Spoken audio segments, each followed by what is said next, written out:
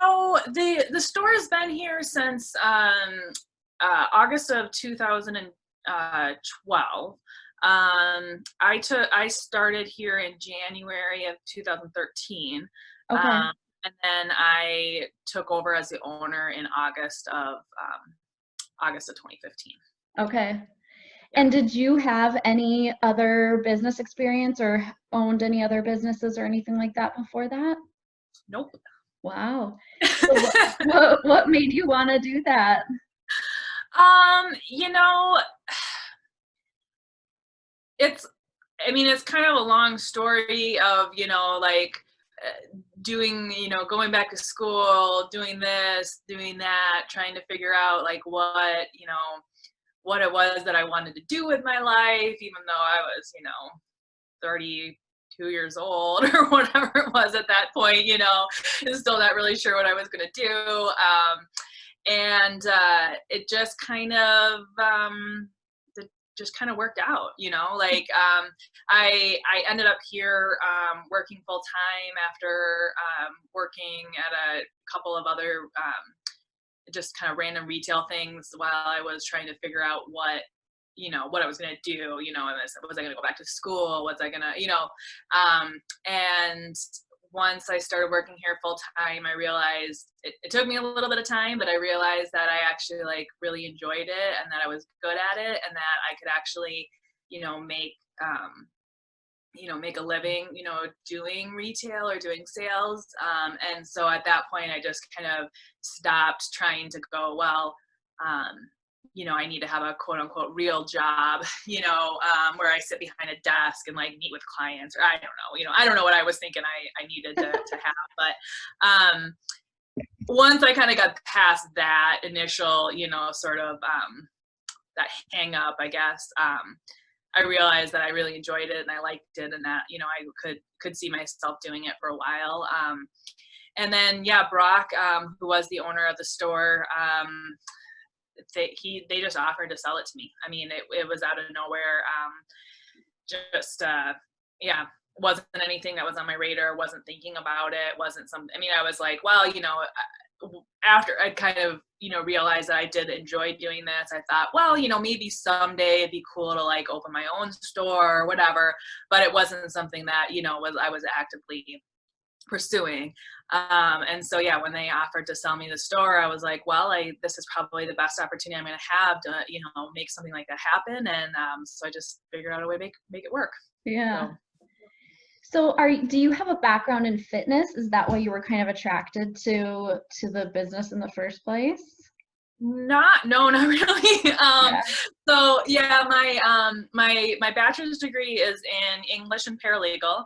And then I went back to school and got my master's degree during the last recession, and got my master's degree in English. So I thought I Wow. was going to be a teacher. That was Okay. kind of my original plan, I guess, when I graduated high school and started college. So yeah, no, I didn't even start running until 10 years ago. So Okay. yeah, so I haven't really even been running all that long either. Yeah. But I don't know. I've always worked in retail, and it's always just kind of been an in between job, like to the next thing, or over summer break or something like that. And I was always good at it, and I always enjoyed it. So I have a lot of experience with retail and even with like shoe sales specifically. Okay. Actually, my first kind of real job in high school was working at Rogan's. I worked there for I think 2 years in high school, and then I worked at Foot Locker. Are you from Rochester originally, or are Not you? originally. I've been here almost 13 years. Okay, so this would have been before that, but Okay. back when the what it used to be called was the Galleria downtown, in the Okay. what is now the U of M, right? There used to be a Foot Locker there, and so I worked at that Foot Locker, which is actually where I met my husband. Um, Yeah, and so, so I actually have probably now, and then I worked at the running room before I came here. Okay. And I worked there for probably a year and a half, I think. So really like total, I have probably, let's see, so that's I guess 7 years, 8, 9, 10, 11 maybe years of experience selling shoes, so yeah, so surprisingly, I was kind of like working my way towards this without realizing that I was actually doing that. Right. This, so yeah. So in your other jobs before this, did you have, I'm sure this isn't the right word, but I've heard people say it before, did you have like merchandising experience? Um, not really, no. Okay. Because, Rogan's was just, boxes of shoes, right? I mean, they don't merchandise, so to, and really, and I mean, I guess I worked, I worked at Eddie Bauer in the mall for a little while. I worked at the Gap, like, I mean, I worked at Lane Bryant for a little while too. So I did some merchandising there, but that was all based on at those places, and even at the running room, it was all based on like planograms that would come down from corporate.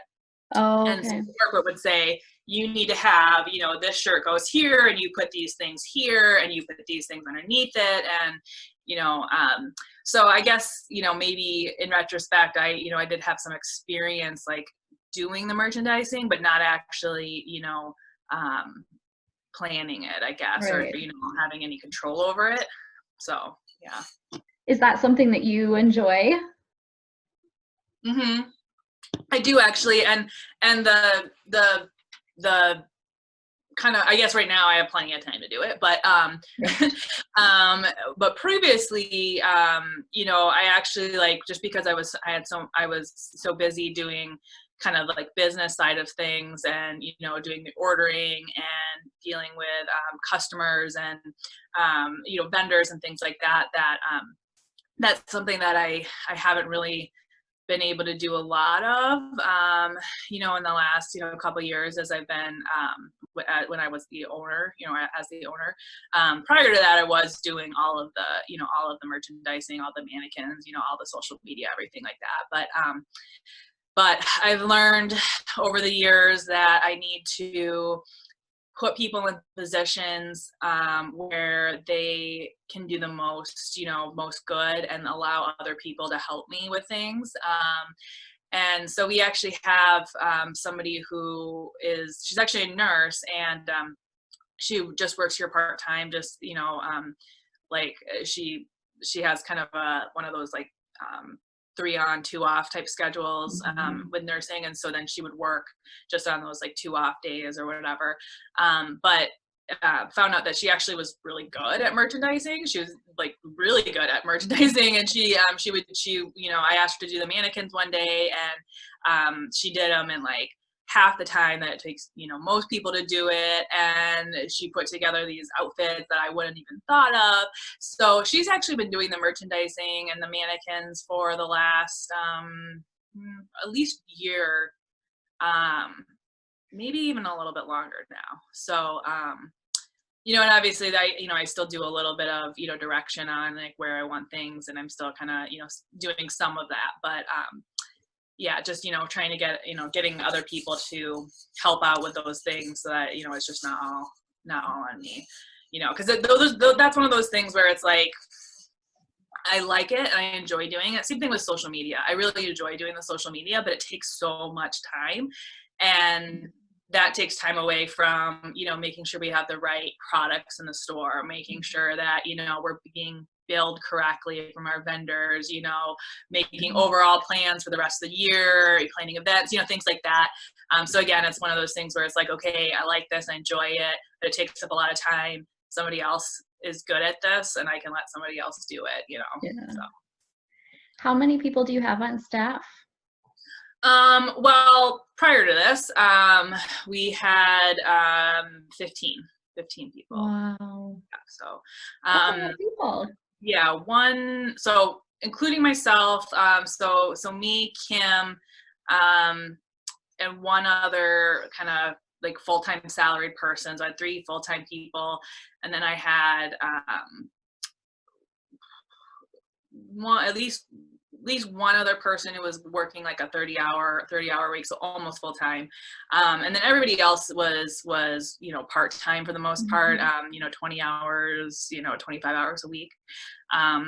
And yeah, but now we're down to me and Kim, and then my mom and my sister work for me. And so they're both kind of volunteering kind of,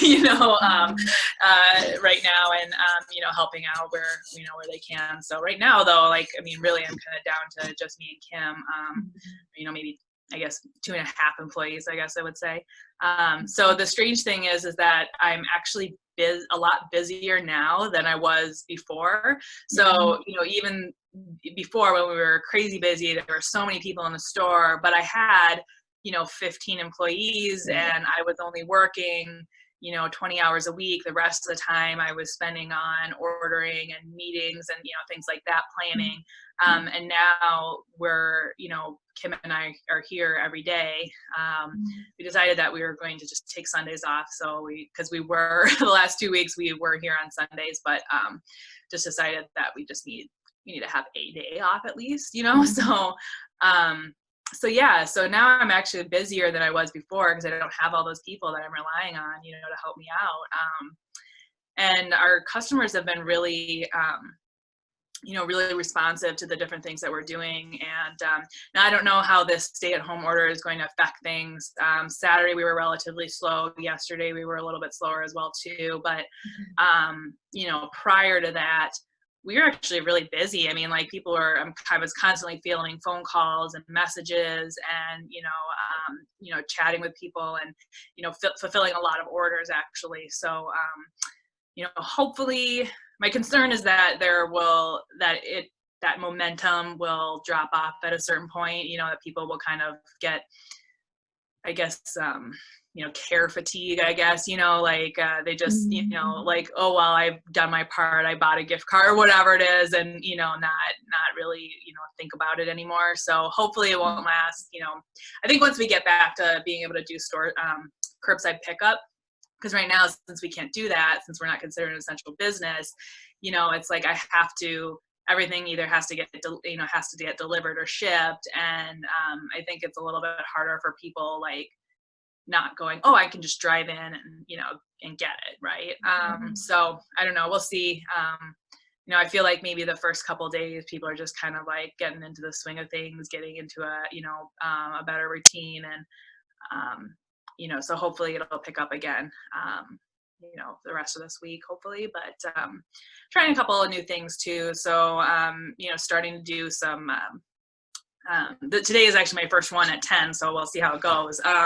Is a virtual fitting, and so I'm going to do a Zoom meeting with somebody where we can just talk about their needs. And it's just people keep doing that, calling, and well, I need a new pair of shoes, and trying to talk to somebody and asking them the right questions, and they're like, well, what colors do you have? And then you're taking pictures and sending them through Messenger, and it's this whole thing. And so this will kind of make the process a little bit easier, put it all together in one thing where I can actually talk face to face with somebody, and then show them the options, and then go through the whole process that way. So we'll see. I don't know, we'll see how it goes. But I mean, that's kind of our only option to fit shoes right now, is to do it virtually. So that's what we're gonna do. Okay. So your physical location is closed right now? Mm-hmm. Okay. But can people still order online? So yes, but there's some caveats, I guess, to that. We don't have our entire inventory online, so you can't just go on and buy a pair of Brooks Ghost or whatever through our website. We do have a system where our inventory is, or the majority of our inventory through the brands that partner with us on this, you can see what we have in stock. But then you would still have to call or message, to say, hey, I want that, whatever. Okay. I do have some stuff online. You know, we have gift cards online. We have, you know, Terra Loco swag, sweatshirts, you know, hats, things like that. And we just started doing, 2 weeks ago, we started doing a mystery bag. Okay. So people can buy for $100. I mean, I had different price points, but most people are doing $100. For $100, you know, they can kind of put in their size, but then I just kind of pick out stuff that I think they'll like. And, you know, it's a kind of no return sort of deal, but you get, you know, almost, especially with the $100 one, you get practically, you know, 50% off of everything that you're getting. So it, you know, it's a really good deal. For, you know, for the people that are receiving it, but we've had a lot of, you know, a lot of people doing that. So Yeah, cool. that's kind of been our good, you know, one kind of unique idea that has been panning out, you know, pretty Yeah. well. So yeah. Are there other things that you have thought about doing now? Like, is this, I know for me, I had a period where I was like, oh my gosh, and my brain just kind of like shut off and I was like shut down, like I'm never gonna get through this. And then I sort of started to be like, oh, this is, I can view this as an opportunity. What are some other things that I could be doing right now? Have you had any time like that where you feel like, oh, this gives me space to be kind of creative? Oh yeah, for sure. I mean, when like right away when we first started, you know, back like let's see on the 16th. So that was the last day we were open.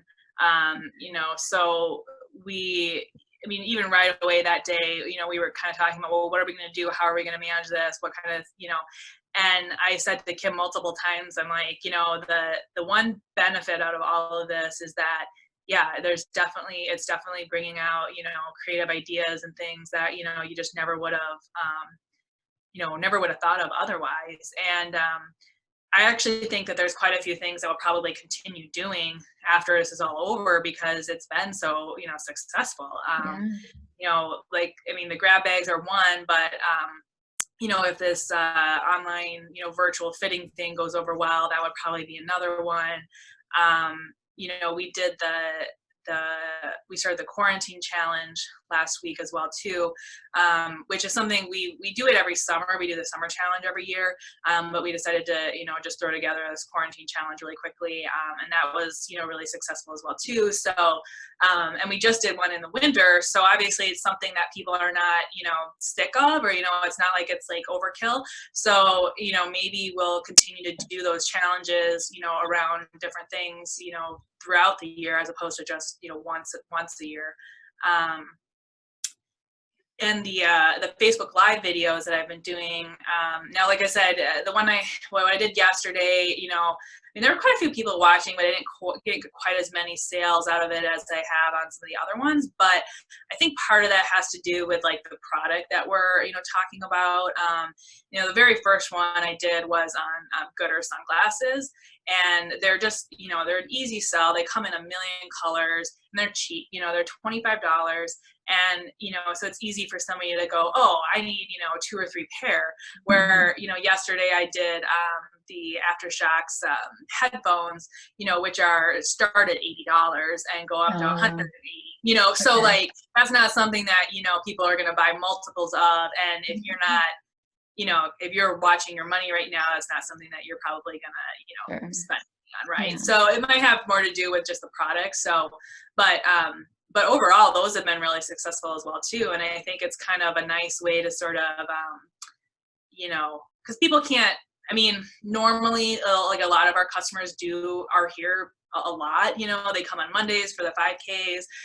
They might be here on Wednesdays for a middle distance group. Maybe we have, you know, a guest speaker on one night of the week. So, you know, some of our regular customers do tend to, you know, be here a couple times a week. But for most other people, that's not something that, you know, like they're not stopping by, you know, like multiple times a week. So I think doing the Facebook Lives, you know, is again something that I might continue to do after this is all over, because it just, you know, allows us to talk specifically about products more in depth that, you know, we wouldn't otherwise, and reach a much broader audience, you know. Yeah. So the Facebook Live videos are kind of highlighting different products. Yeah, Yeah. that's what I've because again, it's like because you can't see all of our inventory online, and you can't just easily go in and shop. It's like so yesterday actually I sold 2 pairs of aftershocks, and one of them the gal told me when I went and delivered them to her house, she's like, oh, I was just thinking about I needed some headphones, and then I saw your post, and I was like, oh, perfect, like, and so that's what she bought them. So again, it's just like yeah, so I'll probably do. So we did Gooder, we did Hydro Flask, we did the headphones, and I'll probably do a little bit of apparel, some other accessories. Like somebody had said, all of a sudden now all of my neighbors are runners. Like all of a sudden everybody is running, and so like we'll probably do one where we talk about like, okay, what are your kind of go-to things that you need, when you're starting to run, or somebody mentioned that they'd like to see something on like how to carry water or your phone, and again, that's going to be an easy one where it's something I can show, in the video, and isn't like outrageously expensive either, and should be a fairly easy sell for people. So yeah, and it's definitely, I mean, I think crisis fosters creativity. There's nothing I can do to change what's happening out there. There's nothing I can do to change, what the governor's orders are going to be, or, people's behavior or whatever. What things can I do? I just got to figure out a way to make it work. So, it's just like when I took over the store, I got to figure out a way to make it work, So just doing everything I can to just try things, Yeah. Kim doesn't like my doesn't really like my let's try things kind of philosophy. Like she likes to think things through, so I'm always like, let's just try it, we'll see what happens, and she kind of like, oh, I don't know about that. So I think it's good actually too, to have have a little bit of that push back on things as well too, like but I'm always kind of like, let's just try it.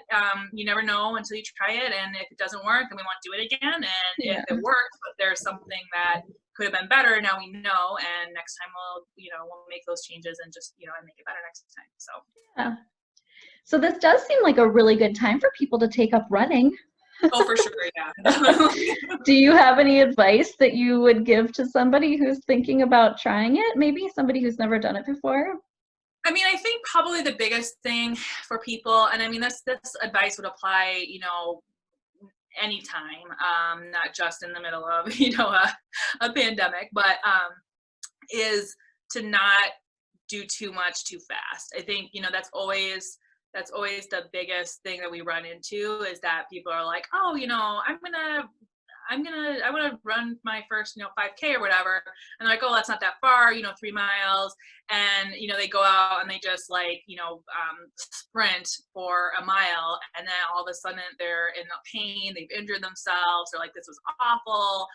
Why do people do this? And then they just don't want to do it again, So I think that's the biggest thing is to start slow and gradually progress. I mean, usually when we're talking about somebody who's brand new to running, I mean, a lot of times I suggest just starting with 1 minute of running. I mean, so it's not, so run for a minute, walk for 2 minutes, run for a minute, walk for 2 minutes, or, run from your house to, 2 neighbors up, and then walk for, another 2 houses, and then run for 2, whatever it is, right? Now, normally I would say the most important thing is a good pair of shoes, which, normally we would be able to help with, where you would come in and do the gait analysis and all that, and make sure that you're actually in the right pair of shoes for your particular foot and the needs and, things that you're doing. Obviously, it's a little bit harder right now, because we can't do that. So that's why I'm hoping that these virtual fittings will kind of fill that gap. For the most part, again, because I've been doing this for such a long time, for the most part, I can pretty much, I can usually narrow down the choices pretty quickly with what I think somebody will like, just based on like questions and knowing what they've worn in the past and what they've liked and what they haven't liked, and, injury history, things like that. for these meetings that I'm going to be doing, I've also had people do, trace the outline of their foot, so I can actually see, the shape of the foot, actually measure it, because most people don't wear the right size, and since I can't actually measure them, if I actually see like the centimeters, that'll at least give me a good, better idea of what size they should be.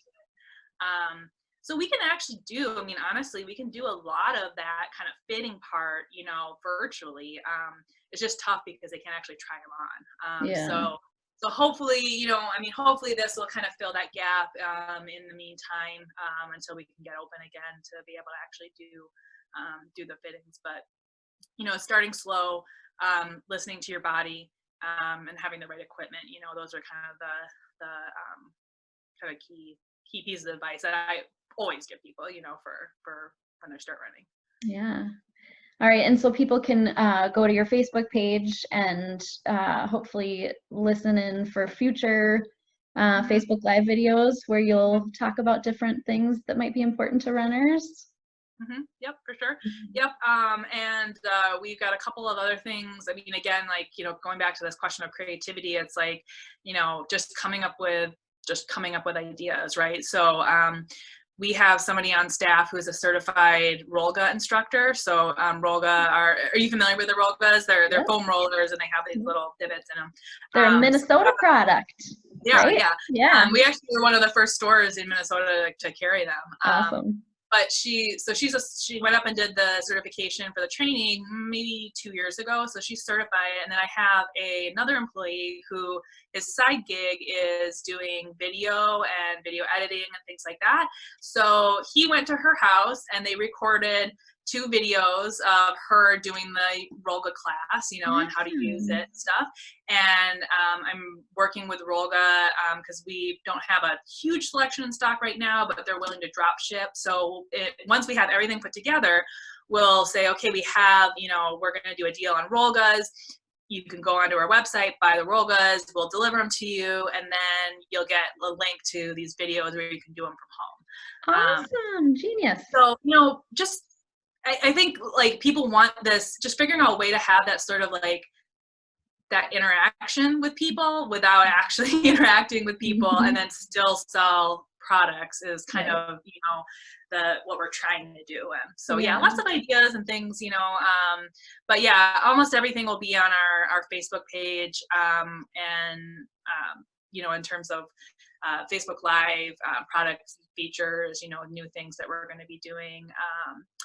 And, I'll be updating the website, too, as we go along, and adding products to the website as well when we can. But What's the quarantine challenge? So that started last Monday, and essentially what it is it's just we're challenging people to get 20 minutes of physical activity every day. Doesn't matter what it is. If you're running, you're walking, you're taking a, yoga, virtual yoga class, you're, doing, weights at home or whatever it is. Just as long as you get 20 minutes of activity every day, then you get a point. And if you do 35 out of 40 days, then you'll be entered to win a prize. Cool. And so, but see, so our ladies' night was scheduled for end of April, which obviously we can't do anymore. But I had all this swag and all these things that I'd ordered that was already here for ladies' night. And again, it's like one of these like creative things, right? It's like, well, okay, what am I going to do with this? Like I've got 200 of these things, like it can't just sit here and not do anything with it for the next, 3 months. So that swag that was supposed to be meant for ladies' night actually turned into swag for the quarantine challenge, so that I was able to use that because I already had it. So we actually I think we had 167 people sign up. Wow. Yeah. Can people still join if they want? Oh, it's over. Friday. Okay. Last Friday was the last day to register. So. Okay. Got it. But somebody else asked me if we were going to do another one.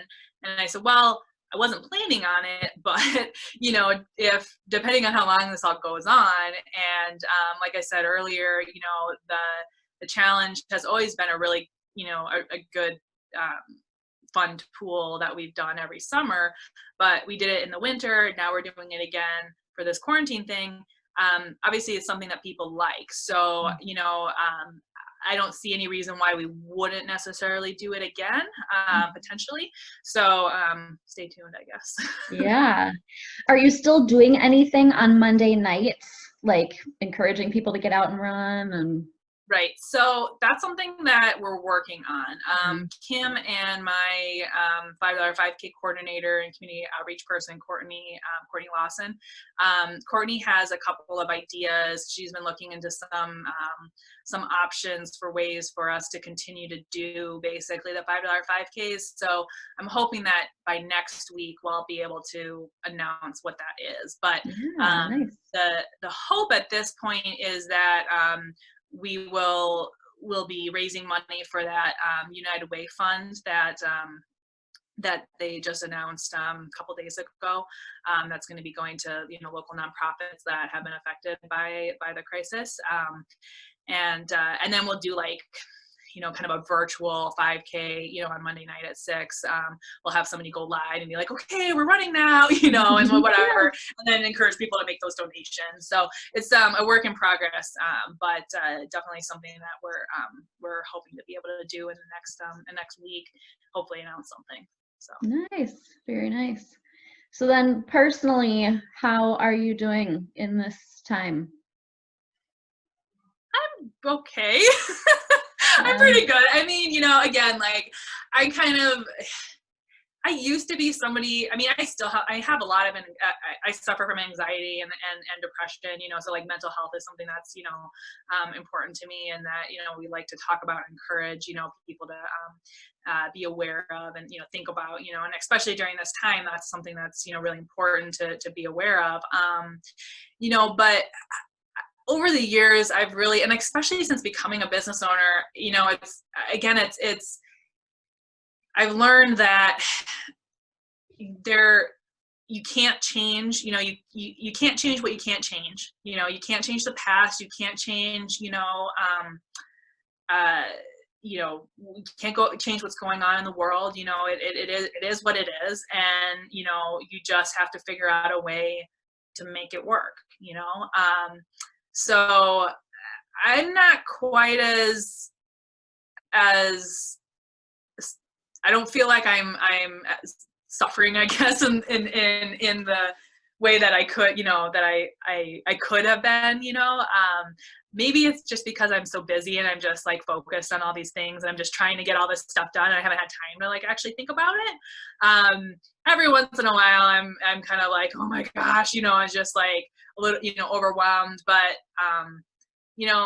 like I said, our customers, I mean, everybody has just been really, really good. And as long as this doesn't drag on for, several months, I think we'll be just fine. Once it all comes out and everybody's able to shop again, people, I have a feeling we're going to be like swamped. Like it's going to be crazy busy, because people are finally going to be able to come in and get their shoes, so if we can just get through that and get to that point, so it's just a matter at this point about just figuring out a way to make it through the next, month or two, being creative to do that. And then we can kind of hopefully get back to normal. So yeah, like I said, maybe it's just because I'm just so like thinking about all these other things. I have more things, in my mind versus, thinking about how it's affecting me, or, thinking about, the stress that I'm under or whatever. But, I've been trying to make sure that I, at least get outside, and, I've been following along with the challenge, it's that, so like, it's good for me too, Yeah. to actually get out and do stuff. It's a bummer because, I was planning on, like I said, it's my 10-year running anniversary this year. And so I actually had this plan of running 10 races Mm. this year to celebrate my 10-year running anniversary. And I had already registered for a couple, and my first race was supposed to be the Fools 5, which would have been this upcoming weekend, which of course got canceled. So I'm one of those people that needs the motivation of a race on the calendar to get out and run. So not having those makes it a little more, difficult to have that motivation. But at least with the challenge, I'm like, okay, I have to get out, at least get a little bit of exercise, even if it's just, walking the dogs. And I think that helps, I mean, that 20-minute break of like, I'm not thinking about this. I'm enjoying the sun.